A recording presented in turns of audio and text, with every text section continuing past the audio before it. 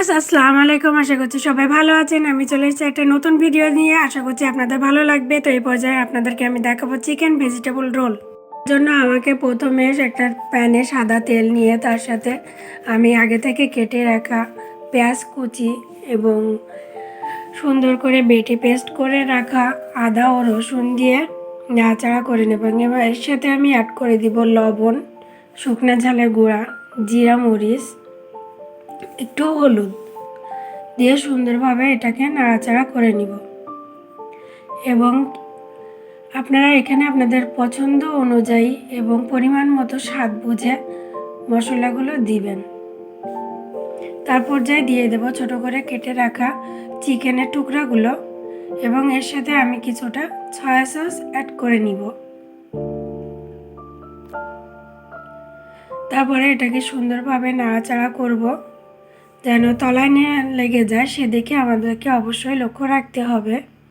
আর হ্যাঁ, অবশ্যই আমার চ্যানেলটিকে সাবস্ক্রাইব করতে ভুলবেন না। পছন্দ অনুযায়ী সবজি ব্যবহার করতে পারেন। তো আমার হাতের কাছে যেটা ছিল আমি সেটাই ব্যবহার করেছি। বাঁধাকপি কুচা এবং সুন্দর করে গ্রেট করে রাখা গাজর কুচি দিয়ে দিলাম। দিয়ে আরও কিছুক্ষণ নাড়াচাড়া করে নিব। এখানে অবশ্যই বাচ্চাদের কথা মাথায় রেখে আপনারা একটু ঝালটা কম বা বেশি দিতে পারেন। সেটা আপনার ফ্যামিলি পার্সনরা যেভাবে চায় আপনারা তেমনটাই করে নিতে পারেন। তো আমি এটাকে একটু গ্রেভি রাখার মতো করে রাখতে চাচ্ছি, যার জন্য এতে আমি কিছুটা কর্নফ্লাওয়ার গুলে অ্যাড করে দিলাম। আর কর্নফ্লাওয়ার গুলে অ্যাড করে দেওয়ার পর একটু নাড়াচাড়া করা উচিত।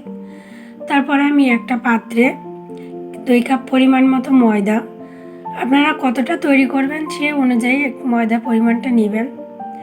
তারপরে আমি এর সাথে একটা ডিম ভেঙে নিলাম, কিছুটা লবণ অ্যাড করে দিব।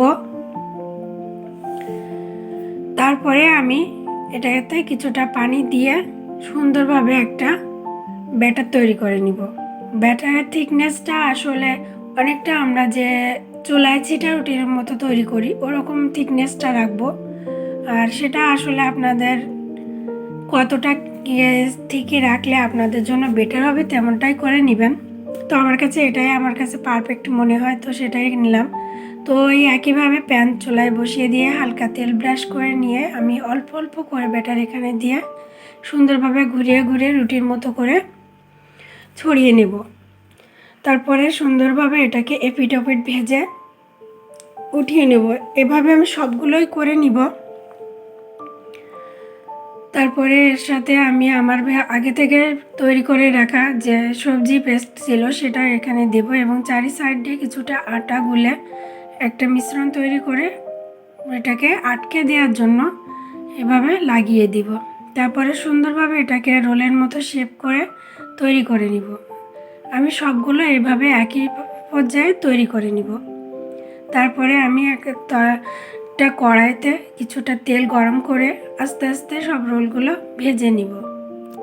বাস তৈরি হয়ে গেল মজাদার সুন্দর রোল। বিকেলের নাস্তায় বা সকালের অথবা টিফিনে কোনো জুড়ি নেই। আশা করছি আপনাদের ভালো লাগবে। সবাই আমার পাশে থাকবেন, প্রচুর প্রচুর লাইক করেন, শেয়ার এবং সাবস্ক্রাইব করবেন। সকলকে ধন্যবাদ। আল্লাহ হাফেজ।